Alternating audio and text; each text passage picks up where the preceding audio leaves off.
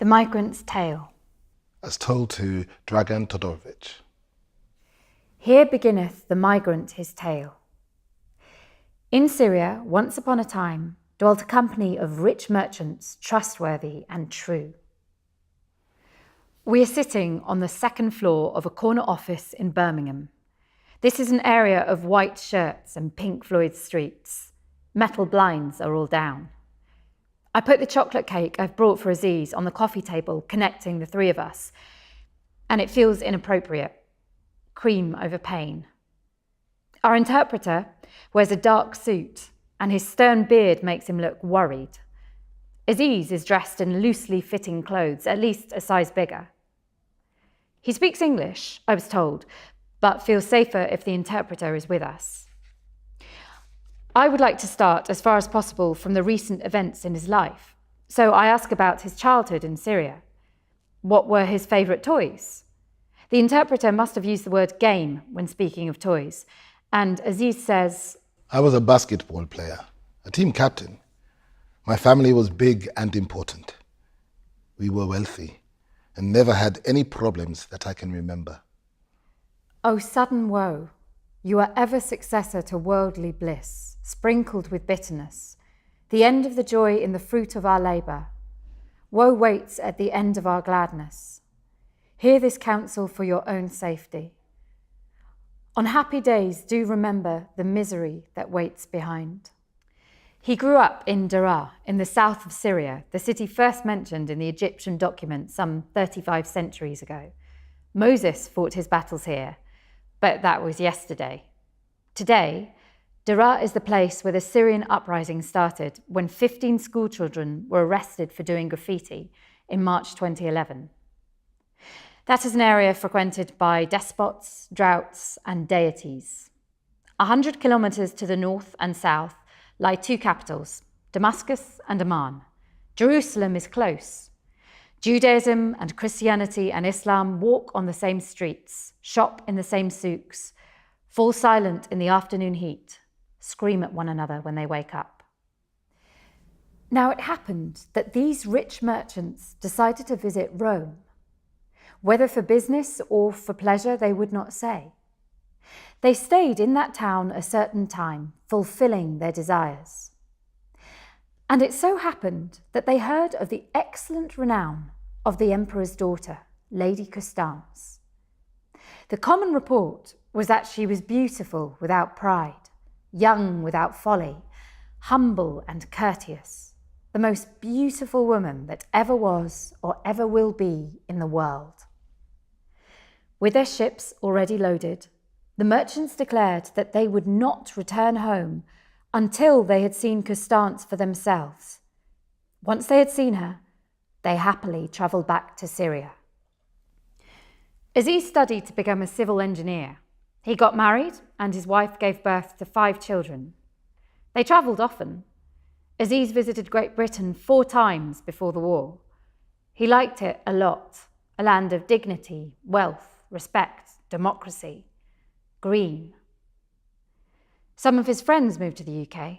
Now that the civil war in Syria was entering its 3rd year, Aziz was thinking about the island more often. These merchants were much favoured by the Sultan of Syria. Whenever they came back from any foreign place, he invited them to be his guests and hungrily questioned them about the news from distant countries and wonders they had heard of or seen. Among other things, the merchants told him about Lady Constance. They spoke of her beauty, of her nobility. They praised her so much, in such detail, that the Sultan felt a great desire to hold her in his arms. He wanted to love her for as long as he lived. Without Constance, he told his council, I am as good as dead. The council spoke at length about magic, about deception, but in the end, they saw the only way to win her was to marry her. And then they understood the difficulties. There was such a difference between the laws of East and West. What need we say? There were treaties and embassies between the two realms. The Pope and the knights were all involved. It was agreed that Constance would be accompanied on her journey by bishops, lords, ladies, knights of renown, and other folk. The Christian legation eventually arrived in Syria with a great solemn company. Large was the crowd, and rich the assembly of Syrians and Romans when they greeted each other. Then the time arrived for the feast that the Sultaness had organised. Daraa is a strategic city, crucial for defence of the capital, so the attacks of the Syrian army and the counterattacks of the rebels became a daily occurrence. My whole family was against the regime. Aziz says. His speech becomes broken at times. A short outburst of words in Arabic is followed by a sudden silence. It sounds like automatic weapons in close combat. It sounds like the streets of his hometown today. In Daraa, under attack, everything became difficult. Aziz says, and makes a very long pause. One of our children fell ill, and we couldn't find medicine in time. We have 4 children now. He holds his upper arms and rocks back and forth, slow and steady, waves in the bay. I've seen this same movement, this same posture, in other times and other cultures. When the big emotional plates deep below the skin start hitting each other, this wave of pain appears on the surface. The security found out it was me who reported occasionally for foreign media, and I was arrested. Twice. He fires another short burst of memories and falls silent again. Waves. This is the dark zone. I was asked not to ask about his imprisonment. All the guests, Syrian and Christian, were cut or stabbed at the table. All of them cut into pieces, except Lady Constance.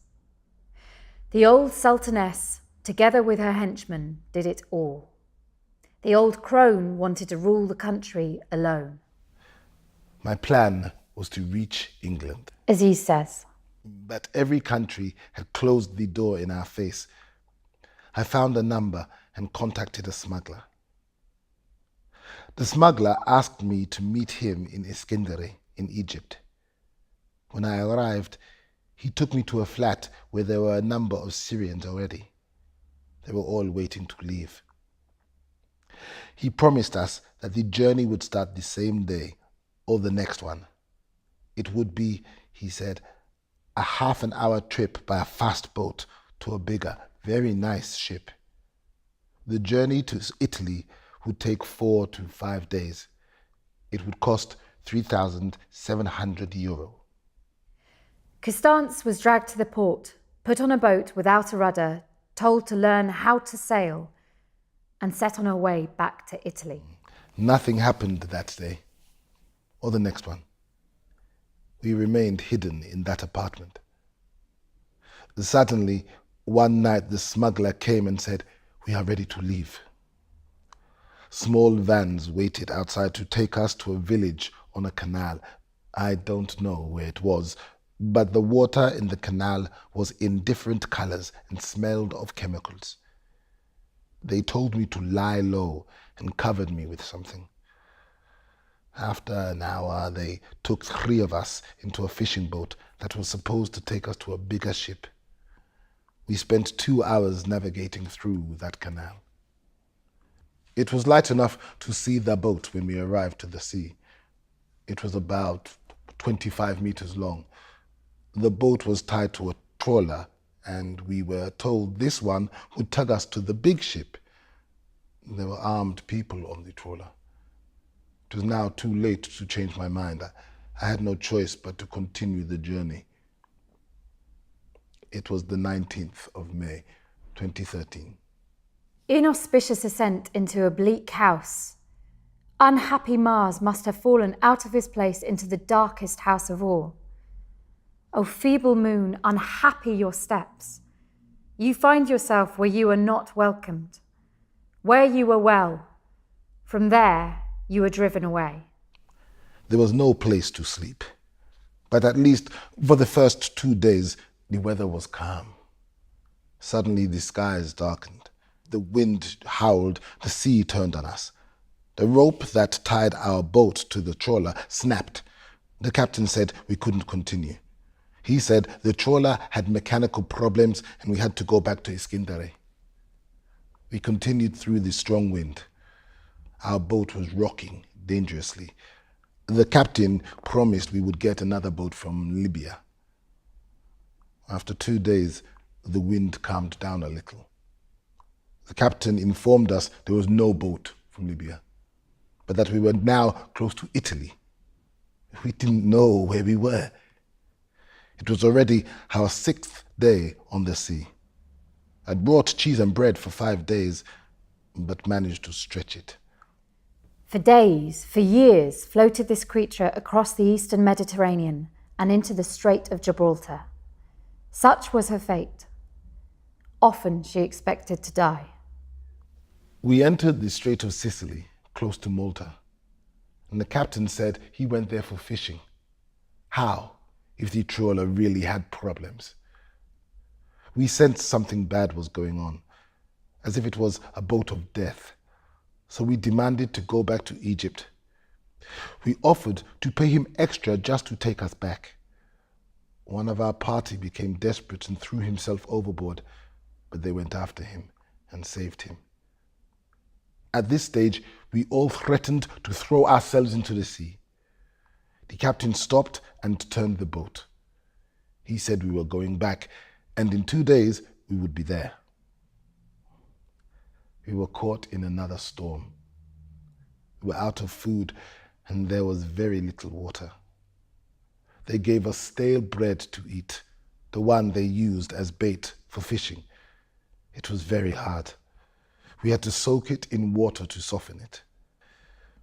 Then we saw the smuggler approaching on a new fishing boat, towing another boat behind. There were other passengers in it, many of them. We were told this new trawler would take us to Italy. Place her in the same ship in which she arrived here, then push the ship out to sea and forbid her ever to return. O Constance, well may your spirit tremble, well may your dreams be sorrowful. We were ordered into the new boat. 44 of us, men, women, and children. The new boat was smaller than the old one. It didn't bode well. There was smoke coming from the engine room, very dangerous. Behind us was the boat full of young Egyptians, we discovered, all under 18. Suddenly, they moved all the Egyptians from the second boat to our boat, 75 of them plus 44 of us. There was no place to move. The vessel was now too heavy, so the water came to the gunwales and started overflowing. Our original trawler turned and went back. The boat continued, but it was now very slow. Even though we had been told we were 4 hours away from Italy, they told us now there was at least 17 hours.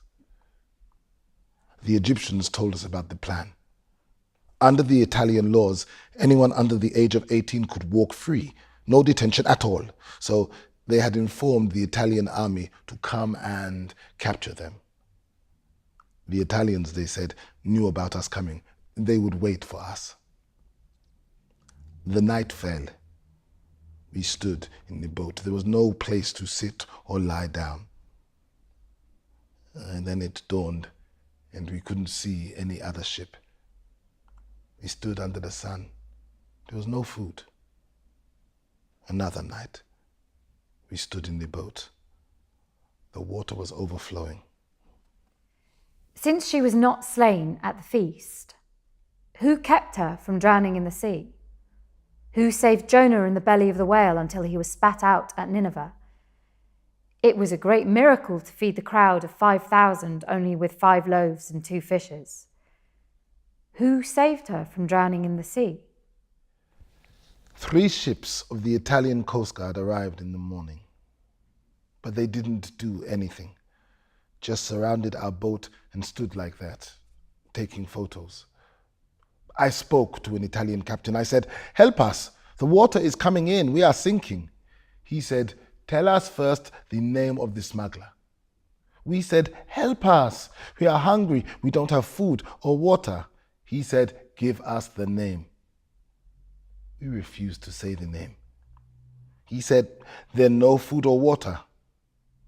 I then gave them the names of 3 people I knew from Dara, none of whom was the smuggler. They took us in.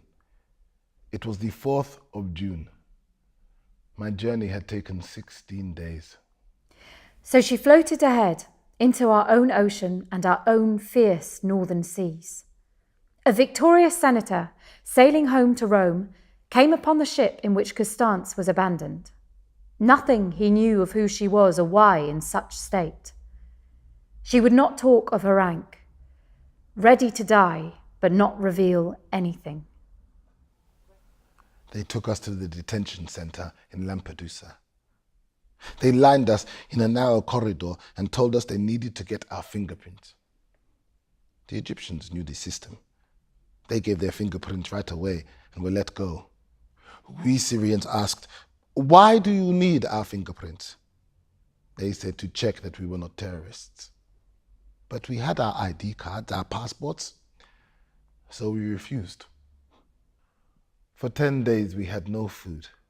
We were hungry, but we were told we wouldn't be given any food until we gave our fingerprints. We didn't want to do it because we all had our families back there, and the Italians would reveal that we were gone when checking with the Syrian security. In her language, Constance asked for mercy to be released from the misery of such life.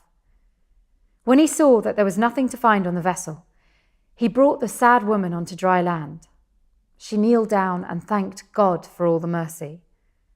But who she was, she would not tell anyone. Nothing, good or bad, would make her speak. The Italians took the women and children away and left us Syrian men in the corridor. Then came a police commander whose face I will never forget. He ordered his men to beat us, and they took our fingerprints by force.